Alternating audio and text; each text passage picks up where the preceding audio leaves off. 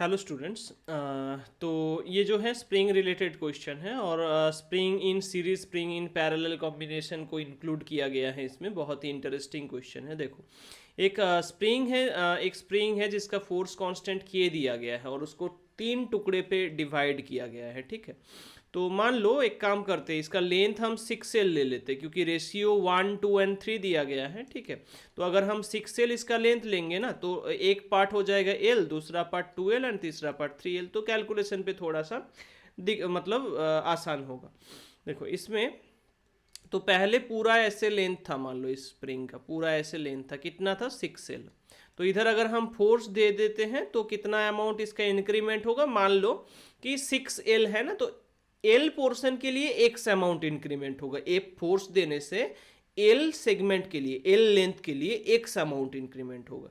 तो 6L के लिए कितना इंक्रीमेंट होगा 6x, तो k इंटू 6x, मतलब f का वैल्यू हमारा 6kx मिला। ठीक है, अब इसमें क्या है ना, तीन टुकड़े पे डिवाइड किया गया है कुछ इस तरीके से, और फोर्स हम सेम अगर लगाए, फोर्स अगर हम F equals to 6kx same लगाए, तो इसमें भी 6kx लग रहा है, इसमें भी 6kx लग रहा है, इसमें भी 6kx लग रहा है। ठीक है, पहले वाले का लेंथ कितना है सर, तो एल अमाउंट, तो इसका तो जैसे कि एक्स एल अमाउंट पे कितना इंक्रीमेंट हो रहा था एक्स अमाउंट, तो एल लेंथ पे कितना इंक्रीमेंट होगा एक्स अमाउंट इंक्रीमेंट होगा। तो इसका स्प्रिंग कांस्टेंट कितना आएगा, अगर K1 है तो force by increment, force by length increment, force कितना है 6kx, लेंथ इंक्रीमेंट कितना है इसका तो x, तो कितना हुआ 6k। तो इस स्प्रिंग का स्प्रिंग कांस्टेंट कितना मिला 6k।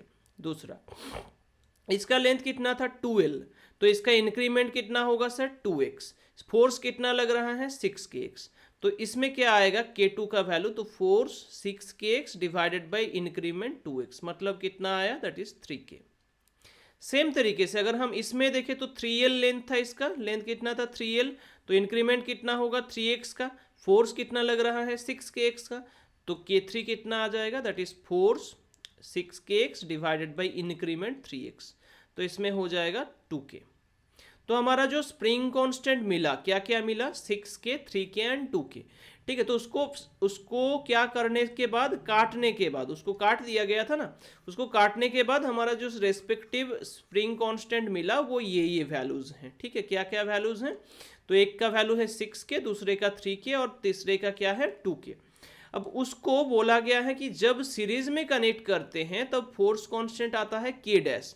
देखो सीरीज में कनेक्ट करने का जो फॉर्मूला है 1/ks इक्वल्स टू क्या होता है 1/k1 plus 1/k2 plus 1/k3।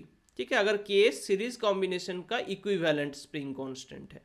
1/k1 मतलब 6k, k2 मतलब 3k एंड k3 मतलब क्या है 2k। तो 6 के एलसीएम ले लो, इसका 6 के एलसीएम लोगे 1 प्लस 2 प्लस 3 ही आएगा, मतलब 6/6 के, तो 1/k हो जाएगा।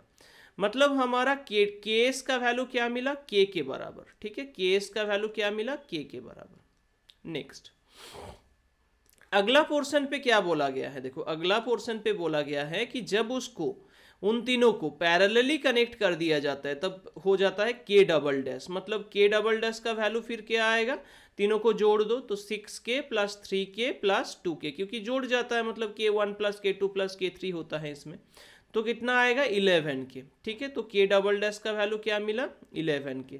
ये किसका वैल्यू था k डैश का।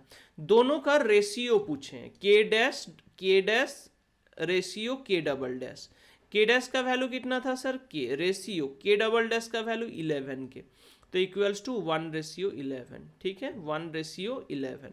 ऑप्शन नंबर बी इसमें करेक्ट आंसर होगा। ठीक है, बहुत ही इंटरेस्टिंग एंड इंपॉर्टेंट क्वेश्चन है क्योंकि इसमें 2-3 कॉन्सेप्ट यूज हुआ है। First of all series combination का, सेकेंड यहाँ पे पैरेलल कॉम्बिनेशन का इक्विवेलेंट स्प्रिंग कांस्टेंट, और जो सबसे ज़्यादा इंपॉर्टेंट है कि अगर एक स्प्रिंग कांस्टेंट के है किसी का, उसको अगर 3 सेगमेंट पे डिवाइड कर दिया जाए तो उसका इक्विवेलेंट स्प्रिंग कांस्टेंट्स कितना कितना करके होगा। ठीक है, तो देखो इसमें हम तो 6k, 3k, 2k just simplicity के लिए निकाले हैं, लेकिन ऐसा नहीं होता है।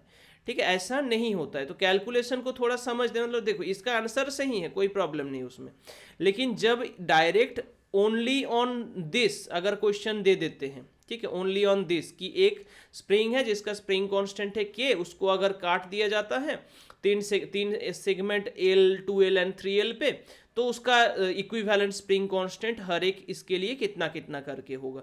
तब क्या करना है ना, उस टाइप पे नहीं, तब ऐसे लेना है कि इसमें जो लगेगा वो के इंटू एक्स ही लगेगा, इसमें के इंटू एक्स ही लगेगा।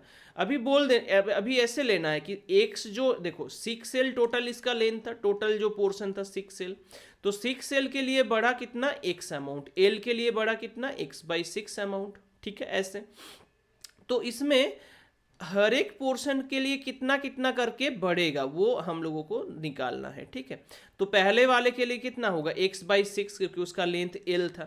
दूसरे वाले का लेंथ 2L था, तो इसके लिए 2 इंटू x/6, मतलब कि कितना हो जाएगा, दैट इज हमारा हो जाएगा यहाँ पे x/3।